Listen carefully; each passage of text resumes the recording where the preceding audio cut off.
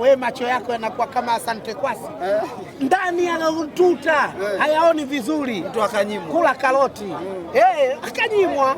Kwa hiyo na wao kula wakanyimwa, ina maana alibalance huku na huku leo haja balance, yamekuja upande mmoja tu haja balance, lakini kule alibalance. Faisal kaingia pale na ndani ya dakika kama 10 tu ikatokea kwao Azam akafinya kwa aibu ya kule, lakini hapa haja balance.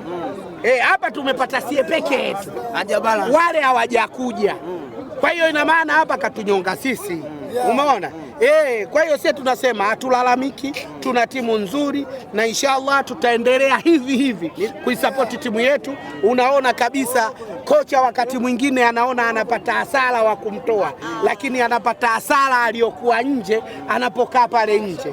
Hii ndio kikosi kipana. Hatuwezi kusema wachezaji wamechoka. Tumeona jana wamecheza kule, haujawaona wakisema wachezaji wamechoka, sijui tunaonewa, hawajasema. Wangedraw wangesema hayo maneno tena, bodi ya ligi mbaya na nini, wanaondoka huko Mwanza. Kwa hiyo ina maana sisi tuna kikosi kipana na kila mchezaji anatafuta namba.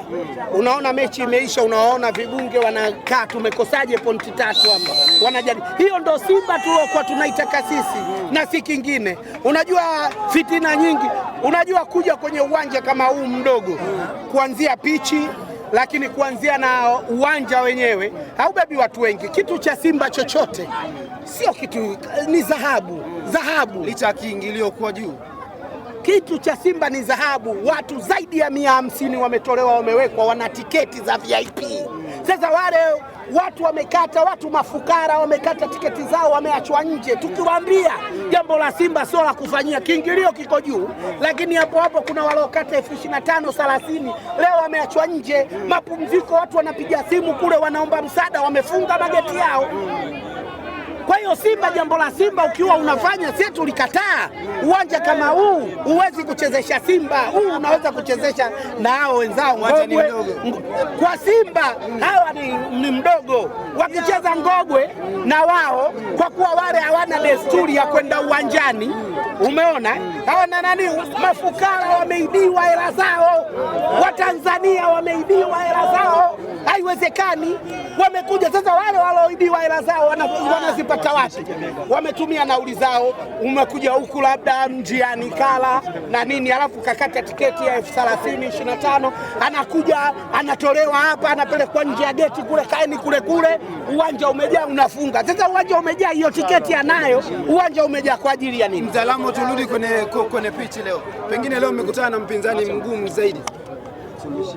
Alikuwa mwepesi sana, isipokuwa Alagija kafanya yule mpinzani kuwa mgumu, kwa sababu umeona kipindi cha pili mali tumeweka sie mguuni, mpaka unahesabu ikitoka kwa Ancent Ura inaenda kwa Clatous Chota Chama, ikitoka kwa Chama inaondoka kwa Libisa Gwe, umeona kwa Mwalimu inarudi ndani. Leo Kante alikuwa ananyumbulika hatari, walikuja wawili ujue wale Kante alikuja Kante leo kafanya balaa hatari, mpaka wakamuingizia na Kanuti, katoka mtu wa mbele, wamemuingiza Kanuti kuongeza ili ametoka Saaduni juu, akaingia Kante ili mradi kumfanya Kante kazunguka bwana, hatari yule. Leo kafanya balaa. Mimi sijawahi kuona mpira aliopiga mwingi ulikuwa Simba Day na leo kama hao watu waliokaa wangesema man of the match, kusema yule goalkeeper hawajashindana. Kwa hiyo ina maana balaa wale Kante walikuja wawili ujue.